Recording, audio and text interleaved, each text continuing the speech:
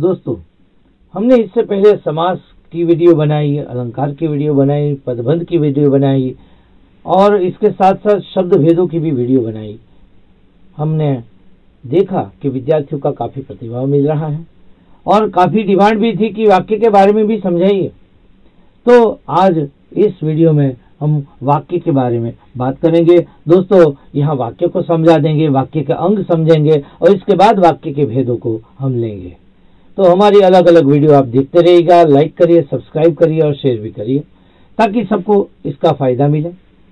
वाक्य क्या है, सबसे पहले हम ये समझ लें। किसी विचार को प्रकट करने वाले पदों का व्यवस्थित समूह जो पूर्ण अर्थ देता हो उसे वाक्य कहा जाता है। फिर से, किसी विचार को प्रकट करने वाले पदों का समूह जो पूर्ण अर्थ देता हो उसे वाक्य कहा जाता है। याद रख लीजिए, यहाँ बात सबसे पहले जरूरी है कि कोई विचार होना चाहिए, उस विचार को प्रकट करना है। भाषा का यही काम है, आदान प्रदान करना, विचारों का आदान प्रदान करना। ठीक है, तो विचार को प्रकट करने वाले पदों का व्यवस्थित समूह जो पूर्ण अर्थ देता हो, मतलब सार्थक हो, निरर्थक नहीं, उसे वाक्य कहा जाता है। ठीक है, तो इस प्रकार वाक्य है। अब व्याकरणिक दृष्टि से हम देखें तो एक उदाहरण लेकर हम वाक्य को समझे कि वाक्य रचना क्या है। ठीक है, यहाँ मैंने उदाहरण लिखा है, राकेश पुस्तक पढ़ता है। वाक्य तो आप हजारों लाखों वाक्य हम बोलते हैं, आम भाषा में उपयोग करते हैं कि तुम क्या कर रहे हो, आप कहाँ पर हैं, मैं खाना खा रहा हूँ, मैं पढ़ा रहा हूँ, अध्यापक पढ़ा रहे हैं, विद्यार्थी लिख रहा है। अनेक सारे वाक्य हैं, हजारों वाक्यों का उपयोग हम दिन भर में करते हैं। लेकिन हम इसका व्याकरणिक दृष्टि से जरा देखें, विश्लेषण करें। राकेश पुस्तक पढ़ता है, तो यहाँ हम देखें कि यहाँ राकेश क्या है, वाक्य में करता है, तो वाक्य में कर्ता होना चाहिए। पुस्तक यहाँ कर्म है और पढ़ता है वो क्या है, क्रिया है, मतलब क्रियापद है। तो कर्ता प्लस कर्म प्लस क्रियापद, इससे बनता है वाक्य। इज इक्वल टू क्या होता है, वाक्य। तो वाक्य में मुख्य और जरूरी चीज ये तीन है। हाँ, एक बात ये भी बता दो कि अगर कर्म ना हो, हम इसको यहां से निकाल दे, हटा दे, तो कर्ता और क्रिया से राकेश पढ़ता है। राकेश क्या पढ़ता है नहीं कहना है, राकेश किताब पढ़ता है, पुस्तक पढ़ता है या कविता पढ़ता है, चाहे जो भी पढ़ता हो, लेकिन राकेश पढ़ता है तो भी वाक्य तो बनता है। इसका मतलब ये हुआ कि वाक्य में कर्ता का होना जरूरी है और क्रियापद का होना भी जरूरी है। एकदम साधारण सी बात है। तो कर्ता और क्रियापद से वाक्य बनता है, उससे कर्म जुड़ता है तो वाक्य और भी स्पष्ट हो जाता है। और भी अनेक पद जुड़ते हैं, वो हम आगे आगे पढ़ते जाएंगे।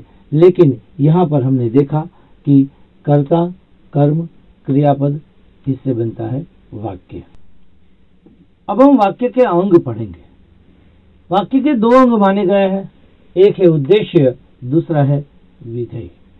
उद्देश्य क्या है, जिसके बारे में कहा जाता है, मतलब मूल कर्ता जो है, मूल कर्ता, वाक्य में जो मुख्य काम क्रिया करने वाला है कर्ता, वो उद्देश्य माना जाता है। बाकी सारा का सारा है वो विधेय में आता है। तो बाकी सारा में यहाँ मूल तो क्रिया देखी जाती है, क्रिया और क्रिया का विस्तार। फिर कर्म देखा जाता है, कर्म और कर्म का विस्तार। यहाँ कर्ता और कर्ता का विस्तार उद्देश्य में, और विधेय में क्रिया और क्रिया का विस्तार, कर्म और कर्म का विस्तार। अब देखें, उदाहरण से हम समझे। यहाँ वाक्य में लिखा है, अशोक का भाई किशोर मंच पर गीत गाता है। ठीक है, तो यहाँ वाक्य में मूल कर्ता कौन सा है, किशोर। ठीक है, किशोर है, किशोर ये वाक्य में कर्ता है, इसलिए ये क्या है, इसे कहा जाएगा उद्देश्य, इसे कहा जाएगा उद्देश्य। तो ये उद्देश्य है किशोर, क्योंकि वो मूल करता है। अब उससे जुड़ी हुई जो भी बातें हैं, अशोक का भाई किशोर, किशोर का परिचय दिया है। किशोर कौन है? अशोक का भाई है। तो वो उद्देश्य में ही आता है, लेकिन वो कर्ता का विस्तार है, कर्ता का विस्तार माना जाता है। दूसरी बात आगे बढ़े, अब विधेय की बात करें तो यहां तक उद्देश्य हो गया। अब बाकी जो बचा वाक्य, बाकी जितना जो भी वाक्य में जो भी है वो सारा का सारा विधेय में आता है। मंच पर गीत गाता है, तो यहाँ ये देखना है कि मूल क्रिया क्या है, गाने की क्रिया मूल है।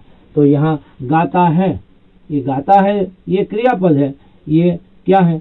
विधेय है, ये विधेय है। ठीक है, यहाँ वाक्य में कर्ता, यहाँ वाक्य में क्रियापद, गाने की क्रिया, और इस क्रियापद वो क्या गाता है? गीत गाता है। तो ये कर्म है, ये जो कर्म है, ये कर्म, ये सारा का सारा ये कर्म है। उसके बाद का जितना भी है वो विधेय का विस्तार है, लेकिन ये कर्म आता है वो भी विधेय में आता है। और कहाँ गीत गाता है? तो ये क्रिया विशेषण है, ये है क्या है? क्रिया विशेषण है। मंच पर गीत गाता है, स्थान बताता है।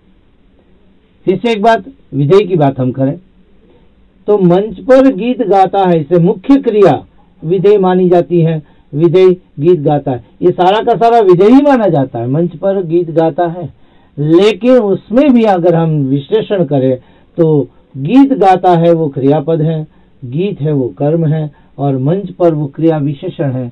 ये सारा का सारा विधेय का विस्तार है। ये कर्म क्रिया क्रिया विशेषण वो सारा का सारा विधेय माना जाएगा और क्रियापद। ठीक है, तो यहाँ फिर से मैं एक बार रिपीट करूं कि अशोक का भाई किशोर उद्देश्य माना जाएगा। मूल उद्देश्य मतलब कर्ता किशोर है, कर्ता का विस्तार अशोक का भाई है। यहाँ पर मूल क्रिया गाने की क्रिया है, गाता है, वो विधेय है, लेकिन विधेय के साथ जुड़ी हुई जो भी चीजें हैं वो भी विधेय में समाहित हो जाती हैं, वो चाहे कर्म हो चाहे क्रिया विशेषण हो। या मंच पर गीत गाता है वो विधेय है। दोस्तों, यहाँ पर हमने वाक्य की जो मूल बातें थी वो देखी। अब अगली वीडियो में हम देखेंगे वाक्य के प्रकार, वाक्य के जो प्रकार हैं उसमें से अर्थ के आधार पर वाक्य के प्रकार, रचना के आधार पर वाक्य के प्रकार और प्रयोग के आधार पर वाक्य के प्रकार। हम तीनों प्रकारों को देखेंगे। एकदम आसान तरीका वाक्य को समझने का, आपको परीक्षा में पूछा जाए तो आप फट से उत्तर दे सके और अंक ला सके, ऐसे तरीके मैं आपको बताऊंगा। आप बस लाइक करिए, शेयर करिए और सब्सक्राइब करते रहिए।